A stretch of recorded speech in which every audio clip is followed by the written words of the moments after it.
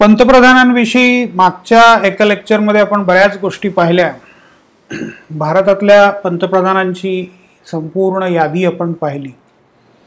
आता पंतप्रधानांविषयी भारताच्या संविधानामध्ये कोणकोणत्या तरतुदी आहेत ते आपल्याला थोडक्यात पाहायचं आहे. अनुच्छेद म्हणजेच कलम क्रमांक 74 ते 78 या कलमांमध्ये पंतप्रधानांविषयी तरतुदी करण्यात आलेल्या आहेत. 74व्या कलमामध्ये राष्ट्रपती पंतप्रधानांची नियुक्ती करतील आणि मंत्रिमंडळातील इतर मंत्र्यांची नियुक्ती पंतप्रधानांच्या सल्ल्याने पुन्हा राष्ट्रपतीच करतील असा नोंद केलेली आहे. आता हे पंतप्रधान आणि त्यांचं मंत्रिमंडळ म्हणजे पंतप्रधानांची नियुक्ती राष्ट्रपती करतात, मंत्रिमंडळातल्या मंत्र्यांची नियुक्ती सुद्धा राष्ट्रपतीच करतात. त्यांना शपथ देण्याचा मोठा कार्यक्रम असतो. पूर्वी तो राजभवनामध्ये किंवा राष्ट्रपती भवनामध्ये व्हायचा. आता लोकांचा कल म्हणजे पंतप्रधान, मंत्री, वेगवेगळ्या राज्यातले यांचा कल म्हणजे राजकीय नेत्यांचा कल तो मोठ्या मैदानांमध्ये वगैरे घेण्याकडे हल्ली सुरू झालेला दिसतो. म्हणजे लोकांपर्यंत पोहोचण्याचे प्रयत्न वेगवेगळे राष्ट्रपती भवनात किंवा क्लोज डोअर करण्यापेक्षा खुल्या मैदानात ते करण्याकडे जास्त कल अलीकडे दिसून येतो.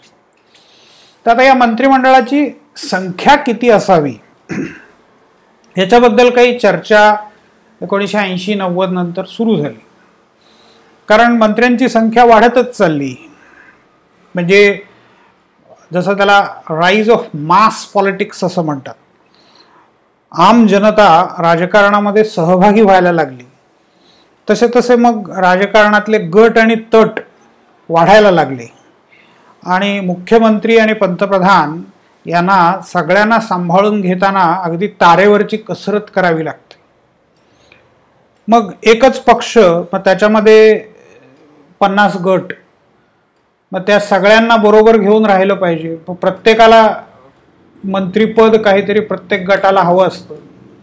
ते मंत्रिपद प्रत्येकाला देताना मंत्र्यांची संख्या मात्र वाढत जाते. मग कॅबिनेट मंत्री, राज्यमंत्री, उपमंत्री किंवा मग आणखीन खाती वाढवणं, खात्यांचं विभाजन करणं हे सगळे प्रकार सुरू झाले आणि कॅबिनेटसुद्धा खूप मोठं व्हायला लागलं. म्हणजे पंतप्रधान आणि त्यांचं मंत्रिमंडळामध्ये 3 दर्जाचे मंत्री असतात. पुन्हा तुमचा ऑब्जेक्टिव्ह प्रश्नांकडे लक्ष असू द्या. 3 दर्जाचे मंत्री, कॅबिनेट, स्टेट आणि त्याला उपमंत्री असं म्हणतात. कॅबिनेट मंत्री, राज्यमंत्री आणि राज्यमंत्री स्वतंत्र कार्यभार. म्हणजे अर्थमंत्रालय असेल तर अर्थमंत्रालयाचा प्रमुख असतो तो कॅबिनेट मंत्री असतो. कॅबिनेट याचा अर्थ पंतप्रधान आणि काही निवडक मंत्री त्यांचं मिळून कॅबिनेट बनतं. कॅबिनेटमध्ये राज्यमंत्र्यांना परवानगी नसते येण्याची. कॅबिनेटची मीटिंग असेल तर कॅबिनेट मंत्रीच तिथे फक्त येतात. कॅबिनेटला मराठी असा योग्य शब्द नाही आहे, त्यामुळे तोच शब्द अगदी बातम्यांमध्ये, वर्तमानपत्रांमध्ये, दूरदर्शनवर तोच वापरला जातो. आपणही तोच वापरूया. तर कॅबिनेट मंत्री, त्याच्या खालोखाल असतात ते राज्यमंत्री आणि काही खात्यांना कॅबिनेट मंत्री नसतो तर तिथे राज्यमंत्री स्वतंत्र कार्यभार असं म्हणतात. पूर्वी पार्लमेंटरी सेक्रेटरी नेमण्याची पण पद्धत होती. म्हणजे संसदीय सचिव एखाद्या खात्याचा. अलीकडे तो प्रयोग दिल्लीमध्ये झालेला होता आणि त्याच्यावरनं वादावादी पण झाली. ते राजकारण आठवून पहा किंवा शोधून पहा थोडंसं. पण हल्ली संसदीय सचिव वगैरे फारसे कोणी नेमत नाहीत. 3 प्रकारचे मंत्री असतात: कॅबिनेट, राज्य आणि राज्यमंत्री स्वतंत्र कार्यभार. तर ह्या मंत्रिमंडळाची संख्या वाढतच चालली. म्हणजे बिहारमध्ये उदाहरणार्थ लालू प्रसाद यादव 100च्या वर मंत्री त्यांनी घेतले. उत्तर प्रदेशमध्ये मुलायम सिंग यादव किंवा मायावती सर्व गटातटांना एकत्रित आणण्याच्या प्रकारामध्ये मंत्र्यांची संख्या वाढत चालली, मग त्याच्यामुळे सरकारचा खर्च वाढत चालला, म्हणजे प्रशासकीय गुंतागुंत वाढत चालली. तर हे सगळं टाळण्यासाठी 2003 मध्ये वाजपेयी गव्हर्नमेंटनी 91वी घटना दुरुस्ती केली. आता ह्या घटना दुरुस्तीनुसार कॉन्स्टिट्यूशन 91st अमेंडमेंट ॲक्ट 2003 15% लोकसभेच्या सदस्यांच्या 15% इतकीच संख्या मंत्रिमंडळाची असावी असं त्याच्यामध्ये नोंदवलं गेलं. अरुण जेटली त्यावेळेला या सगळा संसदीय कारभार किंवा मंत्रिमंडळाचा प्रशासकीय कारभार बघत होते, त्यामुळे 26 एप्रिल 2003 हा ॲक्ट तयार करण्यात आला. आता 15% म्हणजे 543 गुणिले 15% असं जर आपण केलं तर 81.42 म्हणजेच 82. म्हणजे भारताच्या मंत्रिमंडळामध्ये सध्या या घटना दुरुस्तीप्रमाणे अधिकात अधिक 82 मंत्री असू शकतात. आता किती एक्झॅक्ट मंत्री आहेत आत्ता हे तुम्ही होमवर्क म्हणून शोधून काढू शकता आणि आपल्या ग्रुपवरती तो आकडा टाका आणि योग्य एव्हिडन्स सहित टाका. हल्ली सरकारची वेबसाईट आहे, त्याच्यामध्ये सगळ्या गोष्टी मिळतात. तर सरकारच्या वेबसाईटवरती जायचं असेल तर इंडिया किंवा गव्हर्नमेंट ऑफ इंडिया पोर्टल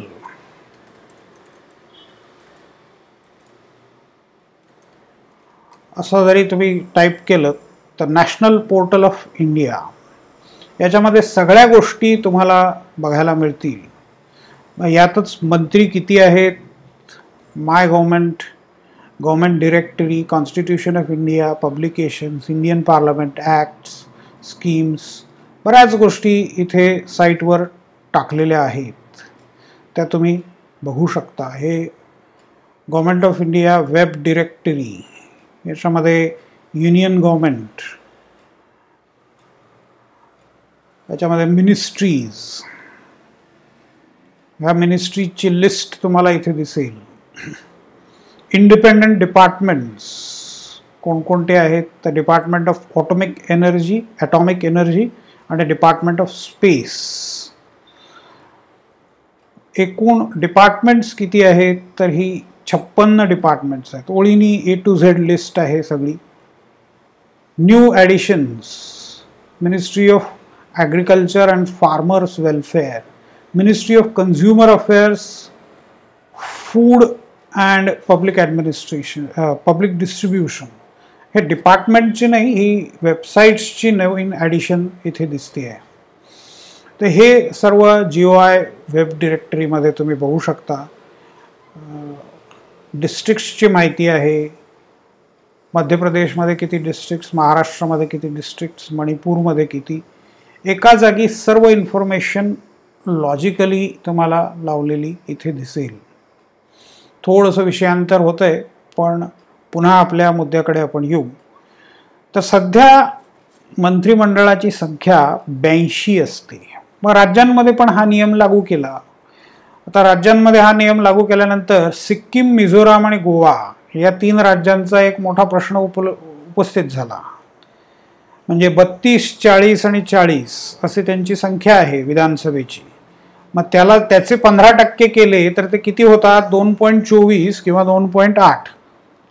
म्हणजे जास्तीत जास्त 3 मंत्री, म्हणजे एक मुख्यमंत्री आणि 2 मंत्री एवढेच तिथे नियुक्त होऊ शकतात.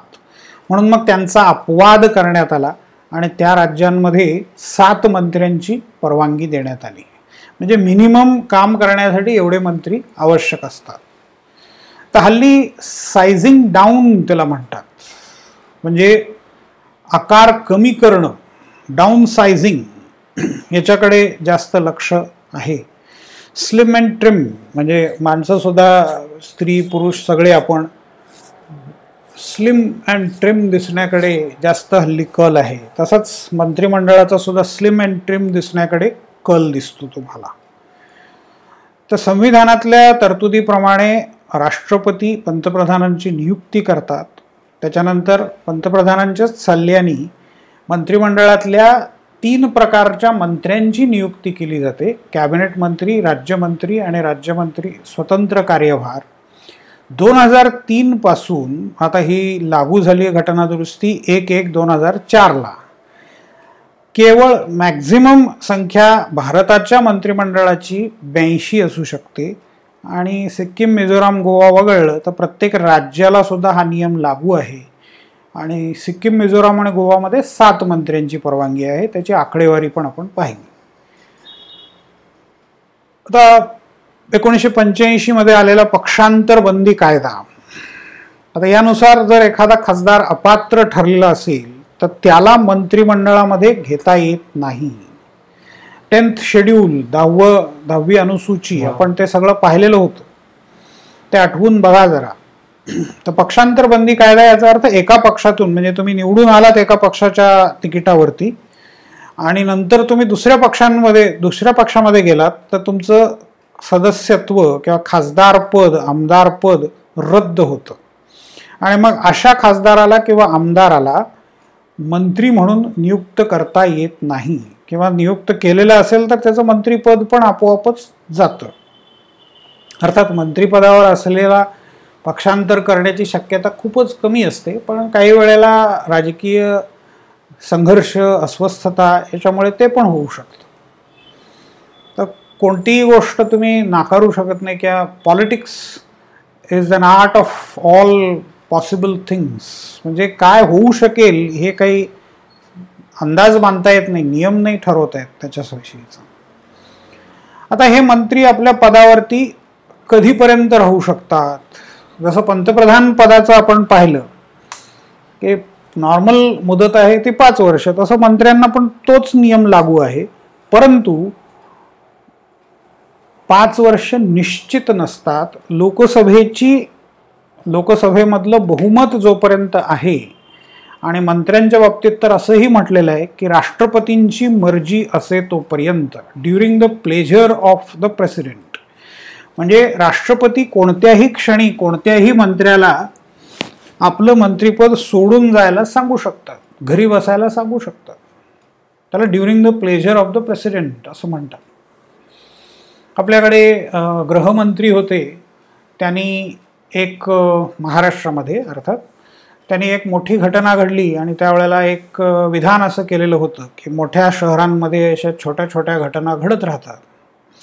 ते कुठलं तरी वाक्य त्यांनी घेतलं आणि ते पत्रकार परिषदेमध्ये मांडलं. प्रचंड टीका त्यांच्यावरती झाली आणि मग तिथे त्यांना राजीनामा देणं भाग पडलं. म्हणजे राज्यपालांनी त्यांना राजीनामा द्यायला सांगितला, राजीनामा त्यांनी दिला.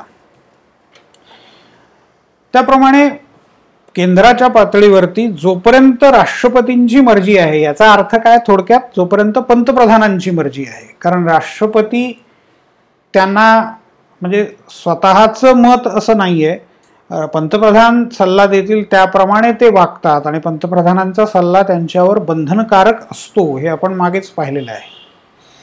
त्यामुळे इथे राष्ट्रपतींच्या मर्जी असे तोपर्यंत असं जे म्हटलंय त्याचा अर्थ पंतप्रधानांची मर्जी असे तोपर्यंत. म्हणजे पंतप्रधान कोणत्याही मंत्र्याला कधीही काढून टाकू शकतात. मंत्रिमंडळाच्या सामूहिक जबाबदारीचे तत्व. आता सामूहिक जबाबदारी, कलेक्टिव्ह रिस्पॉन्सिबिलिटी असं त्याला म्हणतात. कलेक्टिव्ह रिस्पॉन्सिबिलिटी म्हणजे सर्व मंत्री सामूहिकरित्या लोकसभेला आणि आम जनतेला, भारतीय जनतेला, नागरिकांना जबाबदार असतात. सामूहिक जबाबदारी म्हणजे एखाद्या मंत्र्यांनी एखादी चूक केली, एखादा मंत्री त्याच्यावरती काही आरोप झाले आणि समजा ते सिद्ध झाले तर संपूर्ण मंत्रिमंडळाचा राजीनामा मागितला जाऊ शकतो. कारण का तर जबाबदारी ही सामूहिक आहे. याचा दुसरा अर्थ असा की पंतप्रधानांनी राजीनामा दिला की सर्व मंत्र्यांना आपोआपच राजीनामा द्यावा लागतो. पंतप्रधानांनी राजीनामा दिलाय आणि एखादा अर्थमंत्री किंवा संरक्षण मंत्री मी राजीनामा देणार नाही असं म्हणूच शकत नाही. ज्या क्षणी पंतप्रधान राजीनामा देतील त्या क्षणी संपूर्ण मंत्रिमंडळ बरखास्त झालेलं असेल. तर याला म्हणायचं सामूहिक जबाबदारीचे तत्व. एखाद्या मंत्र्याविरुद्ध अविश्वासाचा ठराव संमत झाला किंवा संमत होईल असं चिन्ह दिसतं, तर याचा अर्थ काय होतो?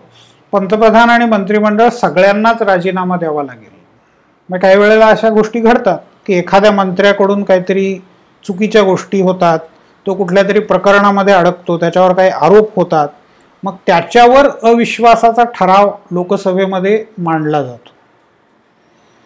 मग एकूण साधारणपणे काय परिस्थिती आहे याचा अंदाज घेतला जातो, आणि जर त्याच्यावरचा आरोप खरा असेल आणि अशी भीती आहे, दोन्ही गोष्टी आहेत. आरोप खरा असेल तर बहुमत जरी असलं तरी पंतप्रधान सहसा त्या मंत्र्याला असं सांगतात की तुम्ही राजीनामा द्या आणि मग आपण पुढे तुमचं काय करता येईल ते बघूया, पण आत्ता तुम्ही पदावरती राहू नका. कारण तुमच्यावरचा अविश्वासाचा ठराव जर मांडला आणि योग्य मतं तुम्हाला मिळाली नाहीत तर मग सगळ्यांनाच जावं लागेल. म्हणजे एका मंत्र्यावरती अविश्वासाचा ठराव पास झाला याचा अर्थ संपूर्ण मंत्रिमंडळ बरखास्त होतं. याला म्हणतात मंत्रिमंडळाच्या सामूहिक जबाबदारीचं तत्व. मंत्रिपदावर येण्याच्या पूर्वी अर्थातच मगाशी मी म्हटलं तसं त्यांना शपथ घ्यावी लागते. भारतीय राज्यघटनेमध्ये 3ऱ्या अनुसूचीमध्ये या सगळ्या शपथा दिलेल्या आहेत. शपथ 2 प्रकारे घेता येते, एक ईश्वराला स्मरून किंवा सत्याला स्मरून. आता याच्यामध्ये आस्तिक आणि नास्तिक असा संबंध आहे.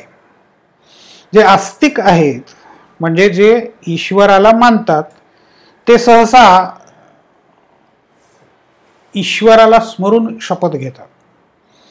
म्हणजे ईश्वराला मानणारे जे आहेत त्यांची अशी साधारणपणे पद्धत असते की चांगलं काही झालं तर ते ईश्वरामुळे झालं. ईश्वराकडे जाऊन नमस्कार करणे किंवा त्याचा आशीर्वाद घेणे ही पद्धत आहे. त्यामुळे शपथेमध्ये पण तसंच आहे. भारतीय राज्यघटना सेक्युलर आहे, धर्मनिरपेक्ष आहे. तर त्या धर्मनिरपेक्षतेचा अर्थ असा आहे की कोणताही धर्म मानत नाही असं नाही, सर्व धर्म समभाव. ईश्वर मानायचा की नाही याचं पूर्ण स्वातंत्र्य नागरिकांना दिलेलं आहे. मंत्री हे शेवटी नागरिकच आहेत बेसिकली, त्यामुळे त्यांनाही ते स्वातंत्र्य आहे. ते जर ईश्वर मानत असतील तर ते ईश्वराला स्मरून, त्यांची इच्छा असेल तर ईश्वराला स्मरून शपथ घेतील, आणि ते जर ईश्वर मानत नसतील तर ते सत्याला स्मरून शपथ घेऊ शकतात.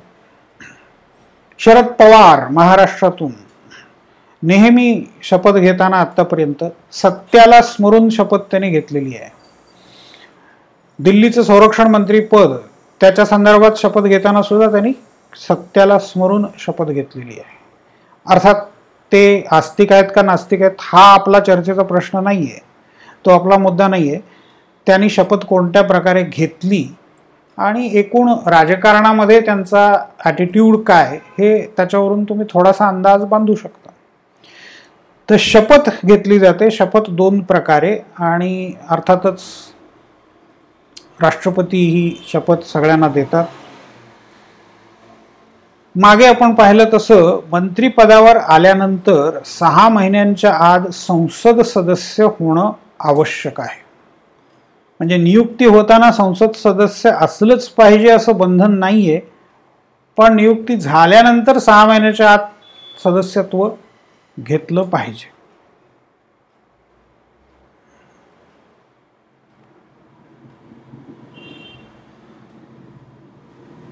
आता मंत्र्यांना मिळणारं मानधन, पगार आणि इतर भत्ते, तर संसद कायदा करून हे पगार किंवा त्याचे जे अमाऊंट आहे ती ठरवते.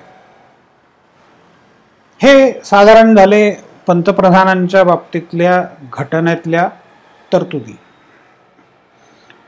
पंतप्रधानांच्या बाबतीमध्ये आणखीन एक मुद्दा आहे. पंतप्रधान वेळोवेळी राष्ट्रपतींना भेटून सरकारच्या निर्णयासंबंधी माहिती देतात. म्हणजे तशी माहिती देणं अपेक्षित आहे. घटनेमध्ये ते नोंदवलंय म्हणजे ते बंधनकारक आहे, पण त्याचं वेळापत्रक नाही आहे. निश्चित असं वेळापत्रक त्याचं अजिबात नाहीये. राजीव गांधी पंतप्रधान असताना त्यांचं राष्ट्रपतींच्या बरोबर त्यावेळच्या फारसे चांगले संबंध प्रस्थापित होऊ शकले नाहीत. त्यामुळे ते महिन्यातून एकदा 2 महिन्यातून एकदा त्यांच्याकडे जायचे. तर राष्ट्रपतींनी त्या संदर्भात थोडी वाच्यता केलेली होती आणि थोडंसं वादंग त्यामुळे माजलेलं होतं. पण सहसा महिन्यातून एकदा 2दा पंतप्रधान हे राष्ट्रपतींकडे जातात. पंतप्रधानांना त्यामुळे तुम्ही अगदी शाळेमध्ये असताना नागरिक शास्त्रामध्ये पण शिकला असाल, राष्ट्रपती आणि संसद यांच्यामधला दुवा मानलं जातं, link between the president and the parliament. तर पंतप्रधान हे मधल्या दुव्याचं काम करतात. म्हणजे राजकारण कसं चाललेलं आहे, सरकार कोणत्या प्रकारचे कायदे करू इच्छिते, सरकार पुढच्या 6 महिन्यामध्ये वर्षामध्ये काय काय धोरणं अवलंबणार आहे, कोणत्या दिशेने भारताची प्रगती सरकारला अपेक्षित आहे, या सगळ्यांचं थोडक्यात गोषवारा देणं, समरी देणं हे अपेक्षित आहे. तर पंतप्रधान आणि त्यांच्या कर्तव्यांबद्दल आपण पाहिलं. पंतप्रधान आणि त्यांच्या कर्तव्यांबद्दल आणखीनही काही गोष्टी सांगता येतील. पंतप्रधानांच्या संदर्भात एक शब्द वापरला जातो, त्याला म्हणतात मून अमंग स्टार्स. आता हे चित्र त्याला योग्य आहे म्हणून मी इथे टाकलंय. ऑस्कर वाईल्डचं एक प्रसिद्ध वाक्य आहे, ते इथे आहे, shoot for the moon even if you miss it you will land among the stars. तसा संदर्भ नाही आहे पण वाक्य इंटरेस्टिंग आहे. अर्थात ते शास्त्राला धरून नाही आहे. मून मोठा दिसतो याचं कारण तो जवळ आहे आपल्या, आणि स्टार्स खूप लांब आहेत, पण ते मूनपेक्षा काय आपल्या पृथ्वीपेक्षा पण कित्येक पटीने मोठे आहेत. पण ते खूप लांब असल्यामुळे छोटे दिसतात. पण आता ही कवी कल्पना आहे. ऑस्कर वाईल्ड हा मोठा लेखक आणि कवी होता, आणि ती कवी कल्पना जशीच्या तशी पंतप्रधानांच्या बाबतीमध्ये पण वापरली जाते की स्टार्स हे छोटे आणि मून त्यांच्यामधला मोठा. सो मून अमंग स्टार्स, तो पण एक स्टारच आहे असं गृहीत धरलं, शास्त्र बाजूला ठेवा, खगोलशास्त्र, तो पण एक तारा आहे. तर तारा मोठा दिसणारा तारा, तसा पंतप्रधान म्हणजे पॉवरफुल व्यक्तिमत्व. So moon among stars. दुसरं एक वाक्य त्यांच्याबद्दल वापरलं जातं, फर्स्ट अमंग इक्वल्स. आता जेफ्री आर्चर नावाचा एक मोठा ब्रिटिश लेखक आहे, त्याची भाषा अतिशय सुंदर आहे. हा स्वतः पार्लमेंटेरियन होता, संसद सदस्य होता ब्रिटनचा, आणि हा मोठा राजघराण्याशी संबंधित हा आहे, सरदार घराण्याशी संबंधित आहे, आणि त्याचे बेस्ट सेलर्स खूप आहे. म्हणजे प्रचंड खपाची आवृत्ती सगळी त्याच्या पुस्तकांची निघते. तर त्यांनी पण एक पुस्तक लिहिलं आहे, कादंबरी आहे, ती फर्स्ट अमंग इक्वल्स. तर पंतप्रधानांना फर्स्ट अमंग इक्वल्स असंही म्हणतात की पंतप्रधान आणि मंत्रिमंडळ ही एक टीम आहे, टीम वर्क आहे त्यांचं काम म्हणजे. पण पंतप्रधान हे त्या टीमचे कॅप्टन आहेत, किंवा सगळे समान जरी मानले तरी त्याच्यातले पहिले कोण आहेत तर पंतप्रधान. तर मून अमंग स्टार्स आणि फर्स्ट अमंग इक्वल्स. आता पंतप्रधानांची सत्ता वाढत कशी जाते, पंतप्रधानांच्याकडे आपण आत्ता घटनेतल्या तरतुदी पाहिल्या की 4-5 आर्टिकल्समध्ये फक्त लिहिलेलं आहे, विशेष अधिकार कोणतेही दिलेले नाही आहेत, घटनेमध्ये नोंदवलेले नाही आहेत. पण पंतप्रधानांची सत्ता, पंतप्रधान हे भारतातले सर्वोच्च सत्ताधारी आहेत, वास्तविक सत्ताधारी. राष्ट्रपती हे भारताचे प्रमुख आहेत, हेड ऑफ द स्टेट आहेत. पंतप्रधान हे हेड ऑफ द गव्हर्नमेंट आहेत. कायदेशीर दृष्ट्या पाहायला गेलं तर दुय्यम दर्जाचं पद आहे, परंतु पंतप्रधानांची सत्ता अफाट आहे, अनलिमिटेड आहे. पंतप्रधान मुळात कसे असतात तर ते लोकनेते असतात. लोकांनी त्यांना डोक्यावर घेतलेलं असतं. आता याचं सर्वात उत्तम उदाहरण आपले आत्ताचे पंतप्रधान नरेंद्र मोदींचं घेता येईल. त्याच प्रकारची लोकप्रियता पहिले पंतप्रधान जवाहरलाल नेहरूंना मिळाली होती. त्याच प्रकारची लोकप्रियता इंदिरा गांधींना मिळाली होती आणि काही प्रमाणात राजीव गांधींना पण ती लोकप्रियता प्राप्त झालेली होती. मनमोहन सिंगांच्याकडे तितकी मोठ्या प्रमाणात ती लोकप्रियता निदान पहिल्या काळात तरी प्राप्त नाही झाली. दुसऱ्या काळामध्ये ते लोकप्रिय झालेले होते. पण जसे नेहरू किंवा मोदी किंवा इंदिरा गांधी लोकप्रिय होत्या त्याप्रमाणे बाकीचे पंतप्रधान तुम्हाला दिसत नाहीत. अर्थात व्यक्तिमत्वाप्रमाणे ते फरक पडतात. पण आता मोदींचंच उदाहरण घ्या तर ते लोकनेते आहेत. काही लोकांचा भाजपमधल्या इतर नेत्यांवरती विश्वास नसेल पण ते म्हणतात की आम्ही मत देणार भाजपला कारण पंतप्रधान मोदींसाठी. पंतप्रधानांच्याकडे बघून आम्ही आमच्या स्थानिक खासदाराला निवडणार किंवा आम्ही स्थानिक आमदाराला निवडणार कारण आम्हाला पंतप्रधान मोदी हवे आहेत. म्हणजे लोकांचा प्रचंड पाठिंबा हे पंतप्रधान पदाचं एक मोठा आधार आहे. शिवाय ते पक्षनेते असतात. म्हणजे खालच्या पातळीपासून खेड्याच्या पातळीपासून ते देशाच्या पातळीपर्यंत सगळ्या पक्षाच्या कार्यकर्त्यांना ते माहीत असतात. पक्षाच्या लोकांनी त्यांचं नेतृत्व मान्य केलेलं असतं. त्यामुळे अर्थातच सरकार चालवताना त्यांना फारशा अडचणी येतच नाहीत. शिवाय आता घटनात्मक अधिकार पण त्यांना, कायदेशीर अधिकार पण त्यांना मिळालेले आहेत. मंत्रिमंडळ स्थापन करण्याचा अधिकार त्यांना आहे. मंत्रिमंडळात कोणाला घ्यायचं याचे अधिकार पूर्णतः पंतप्रधानांचे आहेत. पंतप्रधानांच्या सल्ल्याप्रमाणे राष्ट्रपती मंत्र्यांची नियुक्ती करतात. पंतप्रधान अर्थात सल्ला देताना त्यांना गटबाजी किंवा जे काही प्रादेशिक जात धर्म या सगळ्या गोष्टी कन्सिडर कराव्याच लागतात. राजकारणाचा विचार करावाच लागतो. परंतु अंतिम अधिकार मंत्री निवडण्याचा पंतप्रधानांना आहे. त्यामुळे अर्थातच त्यांच्याकडे सत्ता सगळी एकवटते. म्हणजे सगळ्यांना विचार करावा लागतो की पंतप्रधान आपल्याला निवडतील तर त्याप्रमाणे आपल्याला आपली वर्तणूक ठेवावी लागेल, त्याप्रमाणे आपल्याला आपले निर्णय घ्यावे लागतील. म्हणजे त्यांच्या निर्णयावरती पंतप्रधानांचा प्रभाव निश्चितपणे पडतो. मंत्रिमंडळात स्थान मिळाल्यानंतर सुद्धा कोणत्याही मंत्र्याला कोणत्याही क्षणी काढून टाकण्याचा अधिकार पंतप्रधानांना आहे. अर्थात राष्ट्रपतींच्या द्वारे तो आदेश जातो पण पंतप्रधानच त्यांना सल्ला देतात, मगाशी आपण पाहिलं. त्यामुळे पंतप्रधानांचा मंत्रिमंडळावरती होल्ड असतो, लक्ष असतं, सुपरविजन असते आणि एखादा मंत्री कार्य करत नाही तर त्याला फटकारण्याचा अधिकार पण पंतप्रधानांना असतो. त्याला काढून टाकण्याचा किंवा त्याचं खातं बदलण्याचा अधिकार पण असतो. आता इथे पंतप्रधान इंदिरा गांधी आणि मोरारजीभाई देसाई यांच्यामध्ये घडलेली एक गोष्ट, पंतप्रधान इंदिरा गांधी असताना मोरारजीभाई देसाई अर्थमंत्री होते. मोरारजीभाई देसाई हे ज्येष्ठ नेते, नेहरूंच्या पिढीतले नेते.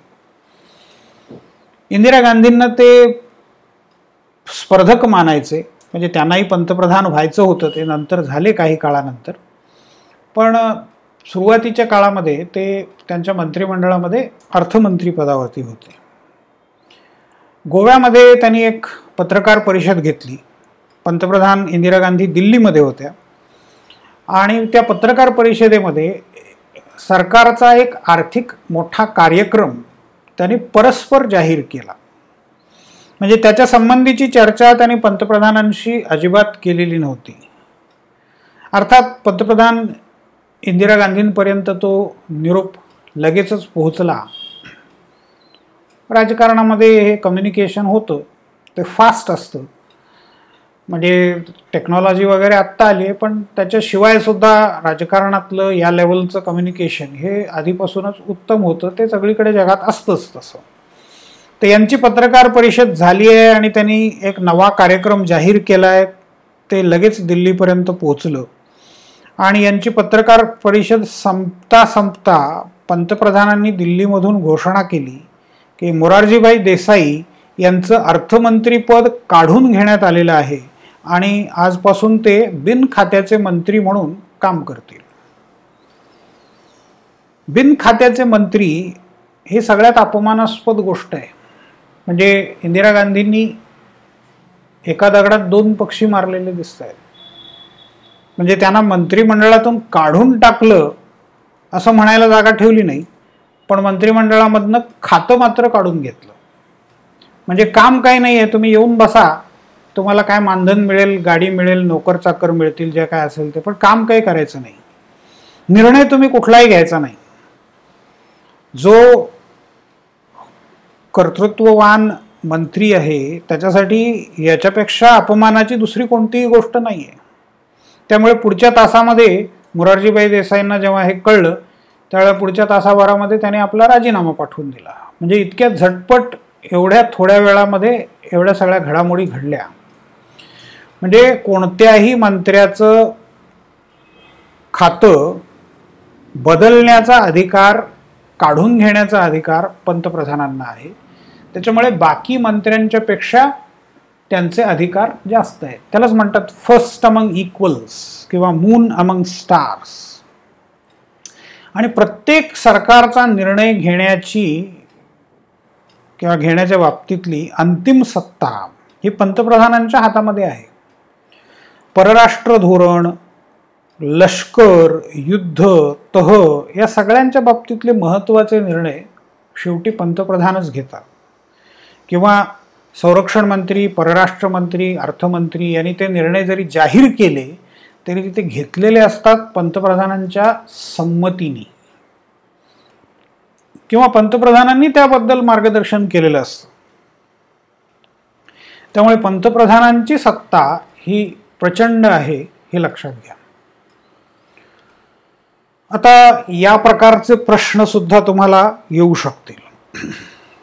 त्यामुळे जरा फोटो बघणं, व्हिडिओज बघणं, म्हणजे राजकारणाच्या संदर्भात, भारताचं राजकारण, जगातलं राजकारण, तर या व्यक्ती कोण आहेत असा प्रश्न विचारला जाऊ शकतो. आता आपली लॉजिकली तुम्ही आत्ता ओळखू शकाल साधारणपणे. पंतप्रधानांसंबंधीची चर्चा चालू आहे आणि कणखर पंतप्रधान कसे असतात याच्या संबंधी आपण आत्ता बोलतो आहोत. पंतप्रधानांची सत्ता कशी असते यासंबंधी आपण बोलतो आहोत.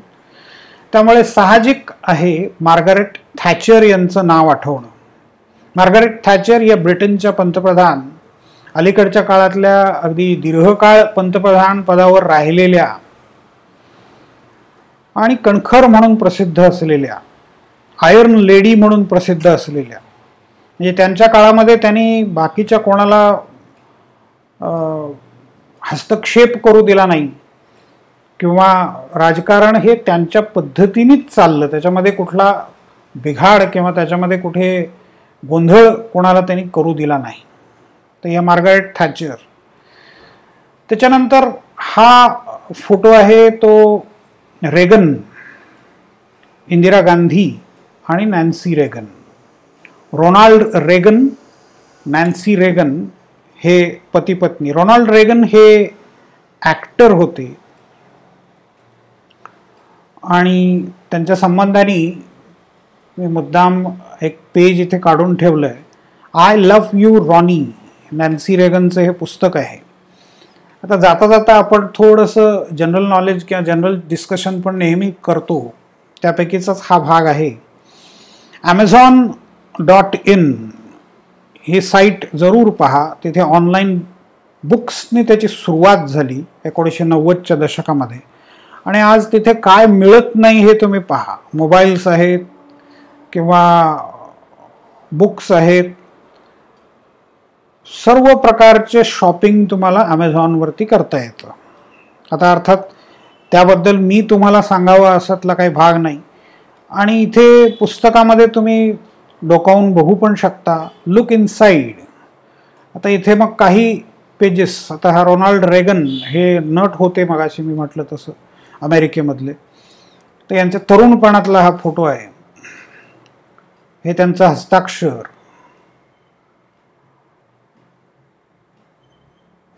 त्यांचे काही पुस्तकाची पानं तुम्हाला साधारणपणे वाचता येतील. तर सॅम्पल तुम्हाला इथे पाहता येतं. त्याच्यानंतर इथे जी डेटाबेस टेक्नॉलॉजी आहे त्याचा वापर करून customers who bought this item also bought. मग रोनाल्ड रेगन यांच्याविषयीची आणखीन काही पुस्तकं तुम्हाला दिसतील. जॉर्ज बार्बरा बुश त्यांचं पण एक पुस्तक आहे, जॉर्ज आणि Barbara Bush great American love story. म्हणजे संबंधित पुस्तकं पाहायला मिळतात. म्हणजे पुस्तकांचे वेडे जर असाल तुम्ही तर ॲमेझॉनसारखं दुसरं ट्रीट नाही आहे चांगली. तर ही जाता जाता तुम्हाला मी थोडीशी इन्फॉर्मेशन दिली. तर Ronald Reagan, Nancy Reagan, Ronald Reagan हे असेच मार्गारेट थॅचर यांच्या काळामधलेच नेते. ते अमेरिकेतले, थॅचर या ब्रिटिश प्राईम मिनिस्टर होते. रेगनॉमिक्स, रेगन यांचं इकॉनॉमिक्स म्हणजे जे स्कॉलरशिप्स आहेत, फ्री शिप्स आहेत, ते सगळ्या बंद करणं, सरकारचा खर्च कमी करणं, डाऊन सायझिंग द गव्हर्नमेंट, हे काम रेगन यांनी सुरू केलं. आणि मग त्याच्यामुळे अमेरिकेची आर्थिक परिस्थिती सुधारायला मदत झाली, पण सामान्य माणसांचे हाल वाढले, श्रीमंतांना फायद्याचं धोरण होतं. तर हे जे काही इकॉनॉमिक्स आहे त्याला रेगनॉमिक्स असं म्हणतात. आणि त्याच प्रकारचं धोरण साधारणपणे त्याच काळामध्ये थॅचर यांनी इंग्लंडमध्ये राबवलं. त्याला थॅचरिझम असं म्हणतात. भारतामध्ये इंदिरा गांधींनी साधारणपणे त्या दिशेने चालायला सुरुवात केलेली होती 1980 ते 84 या दरम्यान. आणि त्या दरम्यानचाच हा त्यांचा फोटो आहे. तर इंदिरा गांधी या पंतप्रधान ह्या तशाच मार्गारेट थॅचर जसं आयर्न लेडी म्हणून गणल्या गेल्या, तसं यांना पण आयर्न लेडी असं मानलं जातं. आणि अर्थातच पंतप्रधानांची चर्चा करताना नरेंद्र मोदींची चर्चा आपल्याला करायलाच लागते. अभूतपूर्व यश त्यांना मिळालेलं दिसतं आणि ते वाढताना दिसतं. 2014 त्याच्यानंतर 2019 या 2 निवडणुकांमध्ये त्यांचा जो निवडणुकीतलं यश आहे त्याचा क्रम असा वाढता क्रम आहे, चढता क्रम आहे. आणि लोकांना विश्वास आहे आणखीन की पुढची 20 वर्ष तरी हेच पंतप्रधान पदावरती राहतील. तर पंतप्रधान पदाची माणसं आणि त्याच्या संबंधीची त्यांची कर्तव्य, त्यांच्या घटनात्मक तरतुदी, हे सगळी चर्चा आपण केली. पंतप्रधानांची संपूर्ण यादी आपण पाहिली. आता याच दरम्यान म्हणजे पंतप्रधानांच्या घटनात्मक तरतुदी जिथे आहेत तिथे भारताच्या अटॉर्नी जनरलचा पण उल्लेख आहे. तर अटॉर्नी जनरल म्हणजे काय हे आपण आता थोडक्यात बघूया आणि आजचं लेक्चर पूर्ण करूया. तर भारताचे अटॉर्नी जनरल ऑफ इंडिया, विकिपीडियाची नेहमीप्रमाणे मोठ्याच्या मोठं वेब पेज आहे आणि त्याच्यावरती त्याच्या संदर्भात बऱ्याच गोष्टी लिहिलेल्या आहेत. के वेणुगोपाल हे आपले सध्याचे आत्ताचे अटॉर्नी जनरल आहेत. कधी नियुक्ती झाली, कधीपर्यंत झालेली आहे, सगळं पुन्हा लक्षात घ्या. ऑब्जेक्टिव्ह टेस्ट तुम्हाला आहेत. घटनेच्या कोणत्या कलमामध्ये त्यांच्या अटॉर्नी जनरल विषयी तरतूद आहे, पहिले अटॉर्नी जनरल कोण होते, इथे सगळं लिहिलेलं आहे. First holder MC Setalvad. Solicitor general म्हणजे कोण, सर्व गोष्टी तुम्हाला या पेजवरती दिसतील. हे पेज मराठीमध्ये अवेलेबल नाही आहे पण हिंदीमध्ये अवेलेबल आहे. अटॉर्नी जनरल त्याला महान्यायवादी असं म्हणतात, भारताचा महान्यायवादी. Law officer of India attorney general तर के वेणुगोपाल. आता हे आर्टिकल अतिशय इंटरेस्टिंग आहे. द वायर नावाचं जे थोडंसं वादग्रस्त असं नियतकालिक आहे नेटवरचं, त्याच्यामध्ये हा लेख लिहिला, अभ्यासपूर्ण लेख आहे. हा पण जरूर वाचून बघा. हे डिपार्टमेंट ऑफ लीगल अफेअर्स त्याच्याशी संबंधित हे असतात. विधी कार्य विभाग, ministry of law and justice, म्हणजे भारत सरकारची प्रशासनाची रचना कशी असते ते बघा. मंत्रालय असतं, सुरुवातीला आहे government of India, government of इंडियाचं मंत्रालय ministry of law and justice. विधी और न्याय मंत्रालय, भारत सरकार विधी और न्याय मंत्रालय, मंत्रालयामध्ये विभाग असतात. विधी आणि कार्य विभाग, विधी कार्य विभाग, डिपार्टमेंट ऑफ लीगल अफेअर्स. तर या लीगल अफेअर्सच्या डिपार्टमेंटशी अटॉर्नी जनरलचा संबंध येतो. Minister of law and justice J cabinet मंत्री असतात ते याचे प्रमुख असतात आणि अटॉर्नी जनरल हे लॉ ऑफिसर म्हणून काम करतात. अटॉर्नी जनरल त्यांच्या हाताखाली असतात ते सॉलिसिटर जनरल. आता इथे एक यादी आहे जी list of law officers as on 17/11/2014, आत्ताची मला मिळाली नाही त्यामुळे आता मी ही रेफरन्ससाठी फक्त दिली आहे. मुकुल रोहतगी हे 2014 ते 17 या काळामध्ये अटॉर्नी जनरल होते. अटॉर्नी जनरल कधी नियुक्त करायचे आणि कधी त्यांनी रिटायर व्हायचे यासंबंधी नियम कोणतेही नाही आहेत. ते कॉन्स्टिट्यूशनल म्हणजे घटनात्मक पद आहे, संविधानात्मक पद आहे. राष्ट्रपती ठरवतात की कोणाला अपॉइंट करायचं आणि कधी काढायचं. अटॉर्नी जनरल एक असतात, त्यांच्या हाताखाली सॉलिसिटर जनरल ऑफ इंडिया आणि मग त्यांच्या हाताखाली ॲडिशनल सॉलिसिटर जनरल हे सुप्रीम कोर्टातले आहेत. त्याच्यानंतर हायकोर्टातले ॲडिशनल सॉलिसिटर जनरल्स आहेत, ॲडव्होकेट जनरल्स असतात. तर इथे ही 14 लॉ ऑफिशियल्सची यादी आहे 2014 ते 17 या काळातल्या साधारणपणे या सगळ्या अपॉइंटमेंट्स आहेत. तर असं अलीकडची यादी मिळते आहे का ते शोधून तुम्ही पाहू शकता. तर अटॉर्नी जनरल संबंधाने हे अनेक लेख आहेत, त्यांचे कार्य, ते कोणत्या प्रकारचं कार्य करतात, त्यांच्या संबंधाने झालेले वाद, सगळ्या गोष्टी याच्यामध्ये तुम्हाला मिळतील.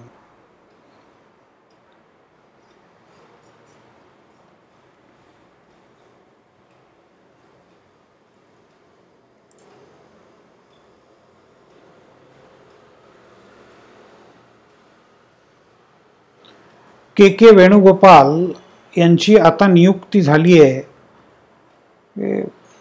1 वर्षांसाठीची. 1 जुलै 2020 पासून ते पुढे 30 जून 2021 पर्यंत त्यांची नियुक्ती असेल.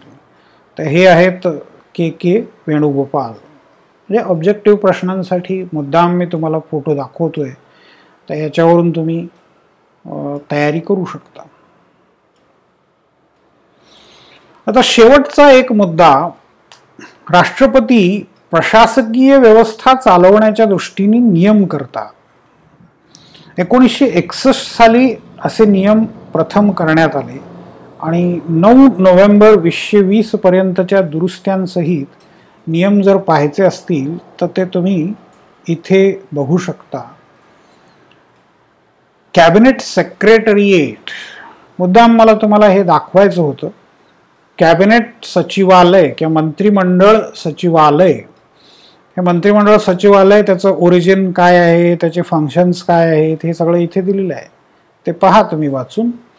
तर कॅबिनेट सेक्रेटरिएट जे आहे त्या सेक्रेटरिएटच्या साईटवरती complete allocation of business rules AOB, म्हणजे कोणी कोणता कारभार पाहायचा याच्या संबंधीचे नियम, म्हणजे कोणत्या मंत्रालयाने कोणता कारभार करायचा त्याला ॲलोकेशन ऑफ बिझनेस रूल्स असं म्हणतात. हे डाउनलोड करून घ्या आणि इंटरेस्टिंग डॉक्युमेंट आहे, तर हे बघू शकता तुम्ही. 9 नोव्हेंबर 2020 पर्यंत दुरुस्त्या याच्यामध्ये केलेल्या आहेत. तर भारत सरकारच्या सगळ्या मंत्रालयांचा याच्यामध्ये उल्लेख आहे. 92 वेगवेगळ्या खाती आणि मंडळं यांचा उल्लेख आहे आणि प्रत्येकाची जबाबदारी काय आहे, प्रत्येकाचं कर्तव्य काय आहे हे याच्यामध्ये दिलेलं आहे. राष्ट्रपती हे तयार करतात. राष्ट्रपतींनी पहिल्यांदा 14 जानेवारी 1961 रोजी ही यादी जी आहे नियमांची ती तयार केलेली होती आणि त्यावेळेला राष्ट्रपती कोण होते ते पहा, राजेंद्र प्रसाद, पहिले राष्ट्रपती भारताचे.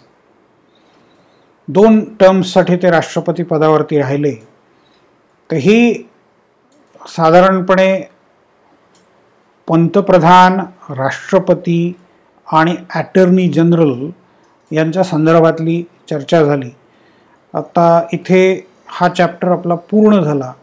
एकच चॅप्टर आता शिल्लक उरतो सिलेबसमधला. संपूर्ण सिलेबस आणि त्या शेवटच्या चॅप्टरची चर्चा आपण आता पुढच्या लेक्चरमध्ये करूया.